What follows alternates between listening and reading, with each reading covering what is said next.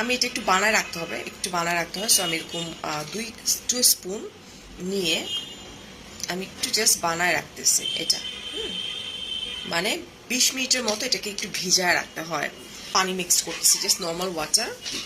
So আমি এটাকে একটু মিক্স করে রাখতেছি। Well, now I am representing Nahar beauty. এটা পুরোপুরি অর্গ্যানিক অ্যান্ড ঠিক আছে। সো এটার চুল পড়ার সমাধান আমি আজকে নিয়ে লাইফটা করছি, এবং ক্যাপশনে কিন্তু আমি এটাই দিচ্ছি। আমি মিক্স করতেছি।